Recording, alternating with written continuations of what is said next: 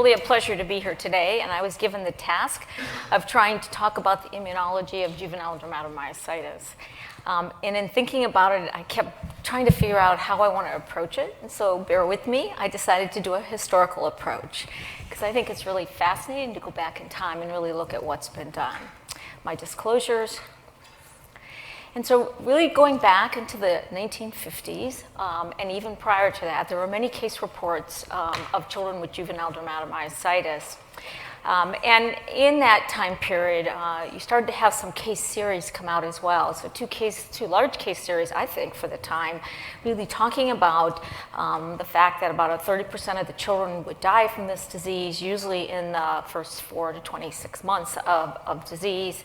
About 10% after many years still had active disease, 10% had contractions, and about 30% were, quote, normal. And a quote from one of them talked about, having this child after a cold, an infection, having edema, mottled erythema of the face, neck, buttocks, and legs, and shortly after had all this weakness. It was about 20 years later where some of the first immune reports were coming out about juvenile dermatomyositis. And actually a lot of the early work in adult world also had a lot of pediatric cases in it as well. First is by Whitaker, who noted that in 1972 that they saw localization of immunoglobulin complement in the small blood vessels and in multiple inflammatory myopathies, but also in juvenile dermatomyositis.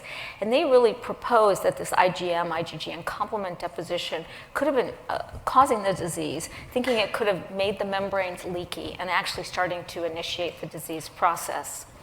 Right around that time as well, there were reports around muscle capillary abnormalities and these endothelial microtubular inclusions that were noted. And a quote from the article by Jerusalem really said that there were pale swollen endothelial cells and necrosis of endothelial cells in the capillaries, and described endothelial aggregate continuous with the endoplasmic reticulum and the nuclear protein membrane. So even back almost 50 years ago, people were describing things that we're talking about today and still trying to figure out today what is it and what is going on.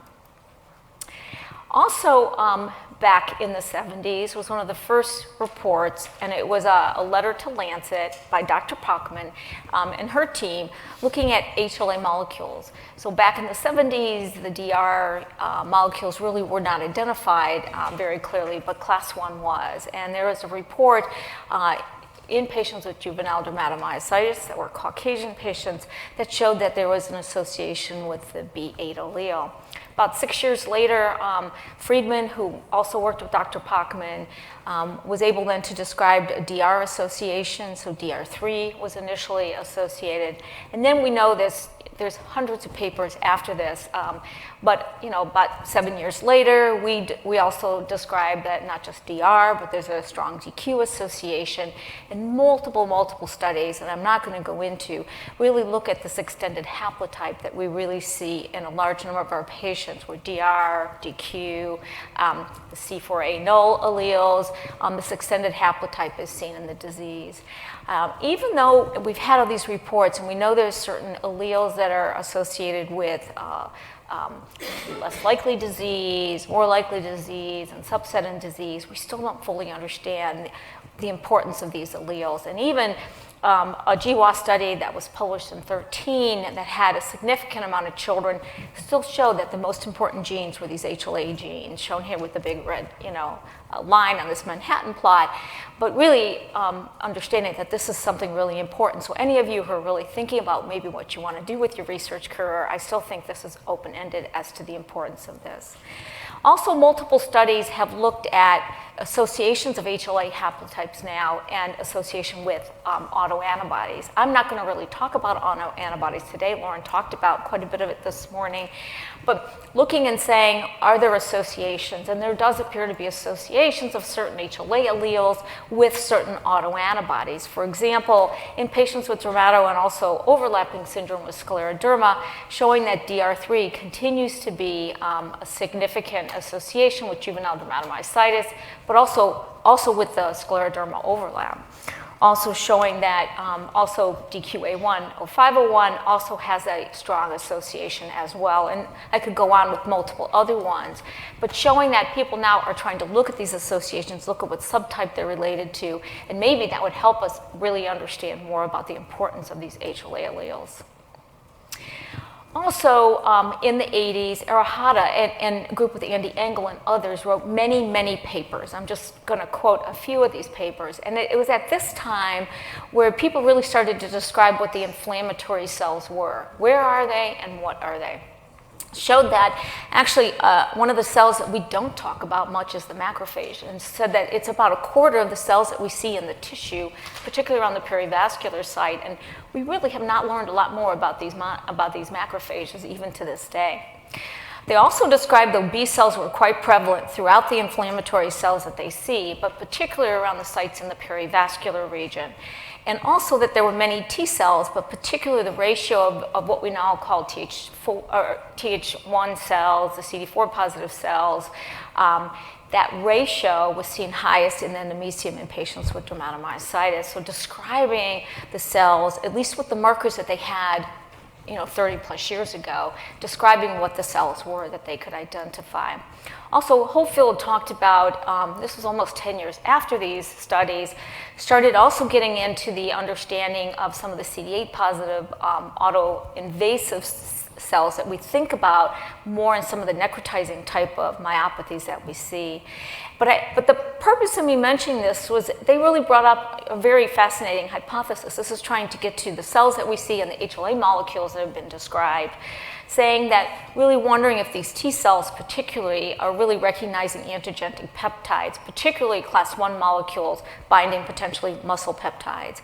So if you remember back to immunology where class 1 HLA molecules are thought to bind more intracellular, I'm being pretty basic with the description here because it's never always this way, but bind more of the intracellular peptides, where class 2, like DR and DQ, more bind extracellular peptides.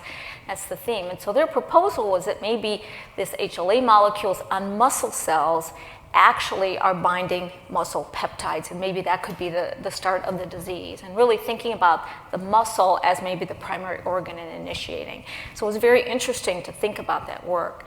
Now, other work has happened since that time. There was a study we had done, not on muscle, but on immune blood cells, looking at the class 2 molecules and actually removing peptides from the class 2 molecules, and showed that surprisingly, we didn't see a lot of extracellular proteins. We saw motifs that were much more like intracellular proteins. Again, it was the peripheral blood cells, not the muscle cells. But it really suggested to us maybe there was a dysregulation, and maybe more of the motifs from class 1 peptides were binding inappropriately to class 2, which could also be contributing to this HLA association with what we're seeing at the peptides. Others described the cells, further described the cells that we're seeing in our immune infiltrate, showing that B cells did appear to be a little bit lower in the patients with dermatomyositis that were untreated, and they also compared them to patients with dystrophy and showed that they were decreased, showing that the CD4 positive cells seemed to be increased somewhat. And then looking at NK cells, and particularly NK cells with their marker of the Lu11B, the CD16 positive, showed that they were decreased compared to patients after they were treated. So the left column is untreated, the right column is treated patients. So showing that there was a difference. So there was some changes in the immune repertoire that was seen before treatment and after treatment. Also, Arata and his group also looked at CD56 marker around that time and noted that not just in B cells where CD56 has been noted to be downregulated, they also saw it decreased in T cells and NK cells, and they really found that it was low or almost non-existent in individuals, suggesting that maybe somehow it's related to disease. But they also noted that in Duchenne's dystrophy as well, because many of these early studies looked at myositis and dystrophies together. Many of these individuals were neuromuscular pathologists and really had studied all of this. So the suggestion was maybe it's not disease specific, but maybe has something to do with the inflammation that's going on related that you see downregulation of this one immune marker.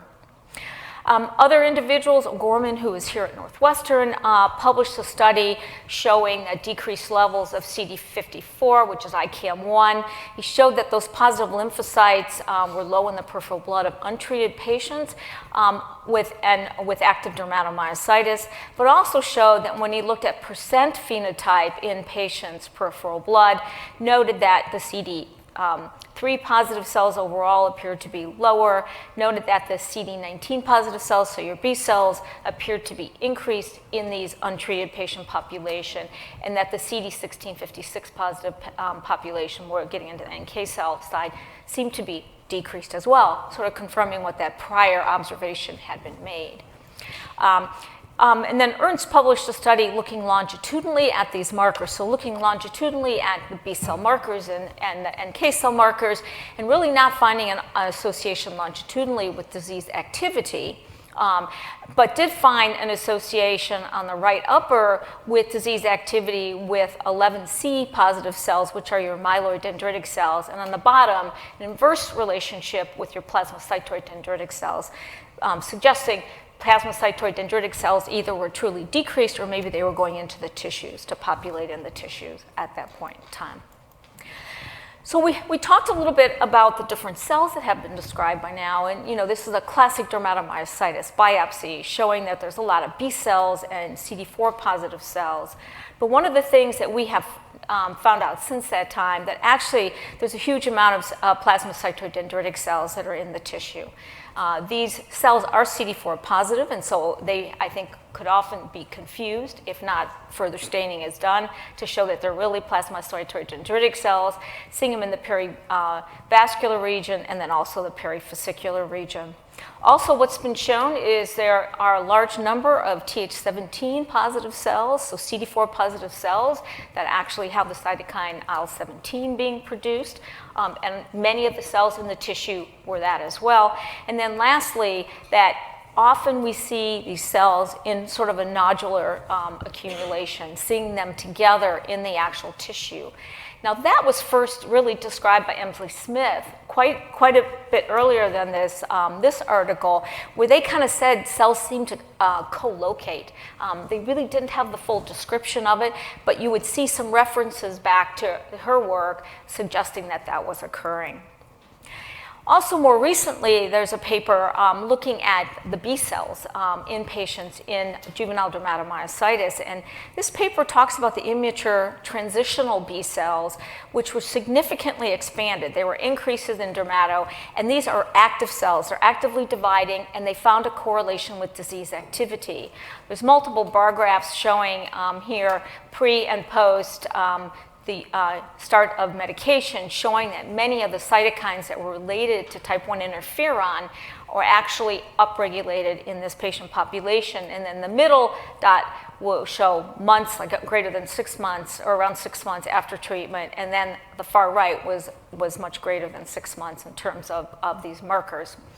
This group also talked and had a relationship that they were able to see with particularly interferon alpha, and also toll-like receptor, TLR7 expression before treatment, shown here in the bottom graph in the middle, and particularly looking at TLR7 upregulation. Now, when TLR7 is upregulated or activated, it often leads to increase in IL-6 and IL-10. And observation had been, we know that this disease seemed to be IL-6 driven. We see a lot of IL-6 driving this. So they actually looked to see if maybe there was a mechanistic problem with the ligand and activation of the B cells through the CD40 and CD40 ligand pathway. And what they found is the activation was normal in cells from patients with dermatomyositis, and you got both IL-10 and IL-6. But for some reason in the disease, we see the drive towards IL-6 and not the drive towards IL-10, sort of helping us get more understanding of maybe what's going on in these B cells.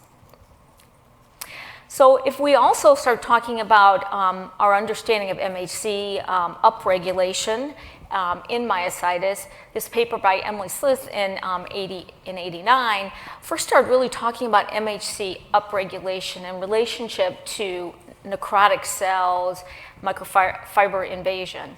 And in this paper, she really talked about the relationship of MHC, class 1 upregulation, and interferon. We don't, they didn't measure interferon the way we do today with the technologies, but they were actually able to see a large amount of interferon in the myocytes themselves. And particularly, they brought up the idea that it was these regenerating myocytes that actually had the most upregulated MHC class 1 and type 1 interferon. And that actually has led to a lot of work that I think is quite fascinating that has been spearheaded by Raju, who I'm not sure is here. He left, okay.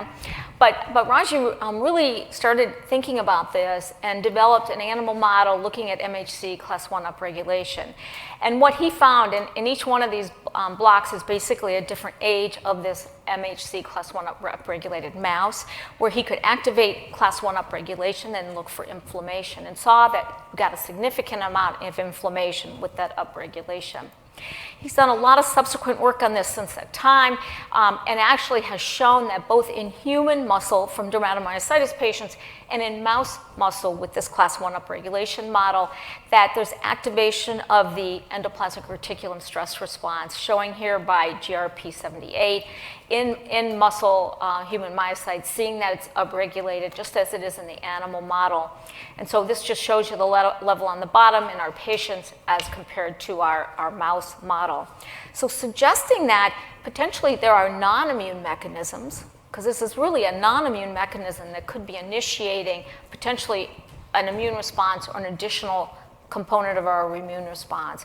You always think about a second signal with things or a second hit as to why patients get myositis and why we don't when we have inflammation that goes on in our muscle, which happens all the time with exercise and all kinds of activities. And this could be one of them to think about, is there an abnormal ER stress response that's going on?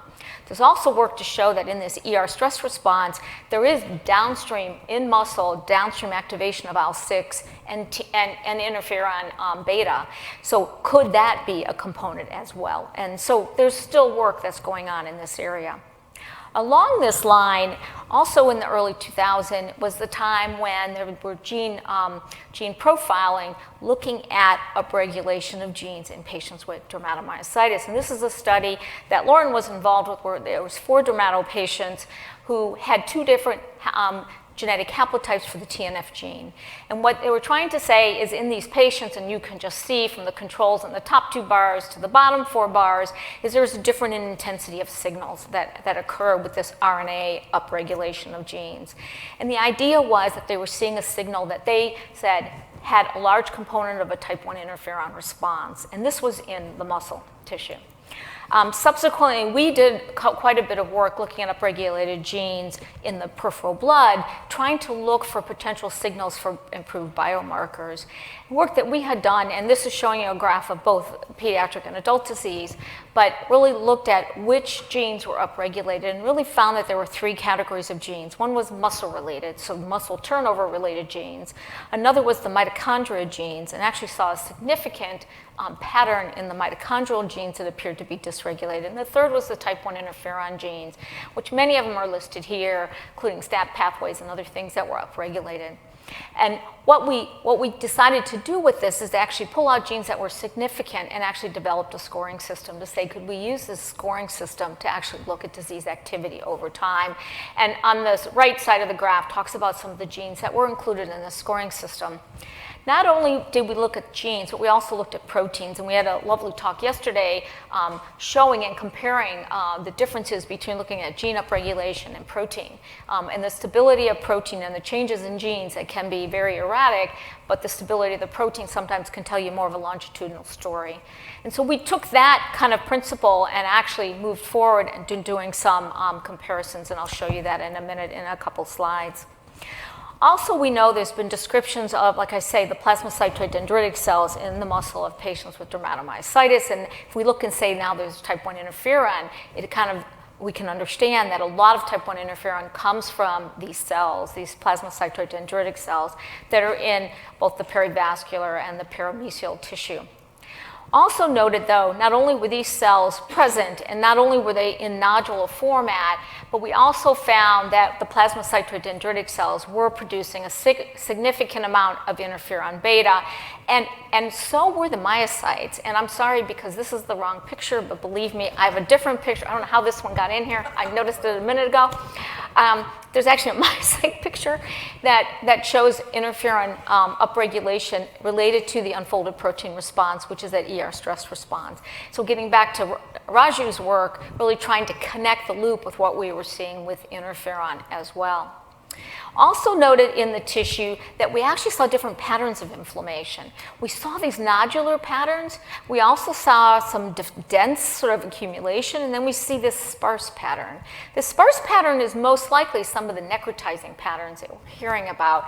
But when we look at these lymph node-like aggregates, they have T cells, they have B cells, they have immature T cells as well as mature T cells. We know we're seeing plasmacytoid dendritic cells as a good component of these. We see markers for follicular cells. So it really looks like it's trying to form a lymph node. It's trying to be an aggregate and really makes us wonder, what is the role of this in maybe initiating the disease? Is it being one of the nituses in the tissue for the disease? I think they subsequently, people in the adult myositis world have shown some of these in some skin biopsies of patients with adult myositis as well. So thinking about cytokines, big topic. We love to talk about all these biomarkers, and many of them are cytokine-driven biomarkers. Lauren described quite a few this morning in relationship to a lot of the work that she's seeing and a lot of the patients she's seeing and the work she's doing. This is a study from 2005 that wanted to look at cytokines or chemokines that were angiogenic or angiostatic. And so there's a group of these chemokines that have a motif, an amino acid, three amino acid motif called ELR.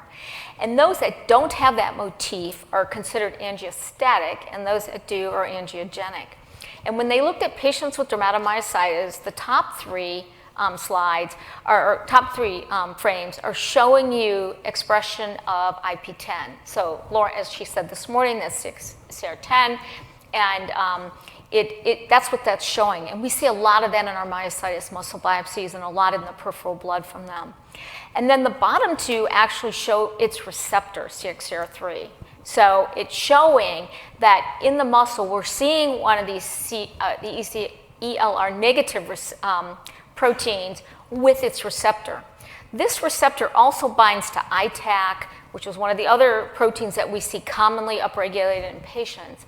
So this really could suggest, and these authors thought that this really could be linked to the vasculopathy that we see in children. Because if we're having an angiostatic process, we're not getting normal healing and repairing it, and could this really be related to the disease? Other cytokines, as I alluded to before, like IL-6 and type 1 interferon, the upper graph is showing you that interferon score that we talked about being created, and showed that with disease activity measure, this is a global VAS, that there's a significant correlation. Also, when we used the protein and developed the chemokine score, we had something similar. And then also just showing you at the bottom IL-6 relationship, because IL-6 really seems to be a really strong driver, not just interferon itself, that process, but IL-6 in the disease process.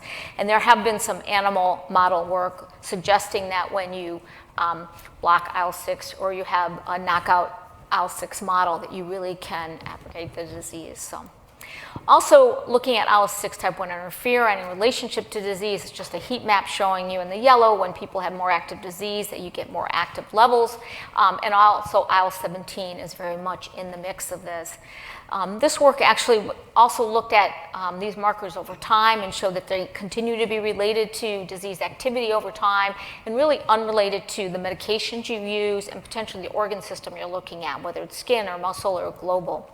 This is showing you some markers associated with patients who responded to rituximab, and showing that there is correlation with response, like with IP10 and ITAC, which was one of the other ones measured or mentioned, TNF alpha to a little bit less extent, but MIP1 alpha also is one of these type 1 interferon-related chemokines. So showing that even over time there's a relationship, even if we remove B cells from an individual patient. Others have added newer markers. For example, galectin-9. This was the first paper that came out with galectin-9 in dermatomyositis and showed that there is a good sensitivity and specificity looking at disease and disease activity using galectin-9. CXCL10 is IP10 that we just talked about, and also TNFR2, looking for additional markers of disease. Also, reports of eotaxin, and that's the bottom part of this graph, looking at eotaxin in patients and looking at it related to disease, showing that it correlates, and particularly some of the later work that's come out too does suggest that potentially is more related to heart disease in patients, but could be related to disease activity. It's a paper showing looking at BAFF. So BAFF, which is in the full-length form, which is on the left side of the graph, versus the delta form, which is a smaller component of it, showed that there is significant correlation with many of the disease activity markers that we use, such as global VAS, muscle, and extraskeletal muscle measures, showing that they're related to disease activity as well. So showing that there's multiple different types of cytokines and chemokines, and actually in multiple pathways, not just interferon, but Th1 pathways, other pathways that are showing a lot of activation in our diseases.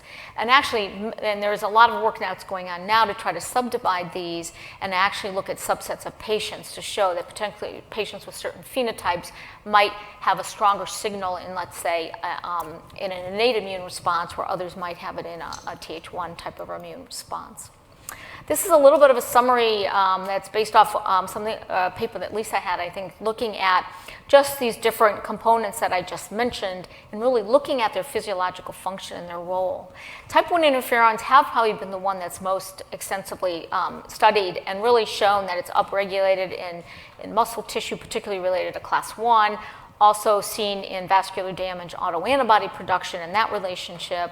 IL-6 has been strongly associated in the blood and muscle with disease activity. MCP, monocyte chemoattractive protein, both is increased in the blood and muscle, and this is one of the things that does talk a little bit about those monocytes and potentially even macrophages, but nobody has fully studied that. Galectin-9, like I said, there's now a couple other papers out looking at galectin-9 in relationship to disease activity, eotaxin, soluble TNFR2, and then the chemokine ligands that we talked about, the IP10, ITAC, and MIG. What about NK cells? And so I just want to kind of finish. I know I'm done with my time now, but just mention one paper that actually Tony French is going to talk more about, so I won't go into detail. But we talked about this, change in maybe the cell number in NK cells, and even though we do see it, it's global. We see changes in proportion or percentages of B cells going up, NK cells going down, other T cell markers changing as well. And actually, this is a fascinating paper that just has come out in this past year, looking not so much at the number, but looking at actually the function of NK cells. And my take of this work is that truly, and if you look in the left upper quadrant of this picture, shows that there's a difference between treatment-naive patients and controls with the ability to signal through this particular marker. And just my sense of it is it's a phosphorylation change that occurs. And this, as Tony will share with you, really has to do and related to clinical disease activity and seems to correct itself with clinical disease activity. So whether it's a cause or an effect, hopefully he'll shed some light on that with us and help us understand that a little bit, whether he thinks it's related to disease or it's a reflection of what the disease is doing. So just a graphic to summarize, to say that this is a complex picture in myositis, looking at all the muscle tissue, knowing we get MHC upregulation, a lot of activation of type 1 interferon, cell accumulation in the tissue with mature dendritic cells as well as T and B cells. We know the vasculature is also activated. There's a lot of upregulation that's going on there. Could lead to some of the vasculopathy, particularly in the children that we see, and knowing there's many, many chemokines and cytokines that we see that are upregulated in disease. So I want to thank you for your time, and I will take any questions if you want me to. Okay, thank you.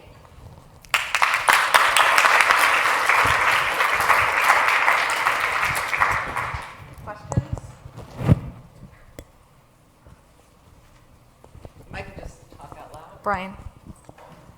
And is dermatomyositis Is dermatomyositis different diseases, or is it a disease of the innate immune system, or is it a disease of the adaptive immune system? Yes, yes, and yes. I don't think we know fully. I mean, we do see a huge component of the innate immune system that is involved with the disease. Yet there are, in subsets of patients, that is dampened, and you see much more of an adaptive system come into play. Less. So that's a good question. It doesn't have to do with timing, and people don't believe so when they've looked. Have people actually done studies to show that? No. But really don't think it's related just to timing, because somebody with very early disease and has very little of the innate system involved with it. Now, does it mean we're different diseases? I'm not sure it does. It just might be how that hit, comes in and what actually gets triggered in that immune system to go down one path or the other. But the clinical symptoms could be very similar. So I think it's still something we don't fully understand. Yeah, Lauren? The age of the child matters? No, it does not seem to matter. With the exception, it appears that in a small subset of patients who appear to have a little more of a Th2 signal, or have been more often thought to be in those later adolescents that have very difficult to treat skin disease. But that's just an observation, not really a study. And Corey, you had a question too. Yeah, it seems like there's more and more knowledge coming out about parts of the immune system that are involved in the disease. I was wondering what your take is on how this information can be used to help diagnose and treat our patients. So in terms of diagnosing, when looked at the predictability of some of these measures, they don't appear to supersede some of the definitions we have today, some of the classic standards that have been defined. Because there's many conditions that can cause some of these markers to be upregulated. However, some of them are unique. When you actually get down to some of the gene level, they're unique to lupus. So there is some differentiation there with lupus on some of these diseases. People have tried to use it for diagnostic purposes and haven't found that it is improving our ability to predict as the new criteria are improving ourselves to predict. So I think that's where people are now trying to look at it more in terms of other measures of disease activity that we can follow and metrics such as that. Yeah. Thank you, Dr. Reed. Do you think there is good evidence that some of the antibodies are directly pathogenic? And could that predict why some patients respond to antibody-depleting medicines and others don't? Yeah, I think it's really interesting. Something I didn't show is that when you have regenerating muscle, there have been some studies in some adult tissue, but also in some animal work to show that some of the proteins that we're making antibodies to actually get upregulated during that period of regeneration. And so I think it is really possible that could be happening. That's why you're making certain antibodies, and also showing that some of those proteins differentiate where they are in the tissue. Some of them are much more perivascular or perivesicular, and it could be why we're getting atrophy or some of the markers being seen more often in those tissues. So I think we still don't understand, but to me, I actually think that could be very well likely.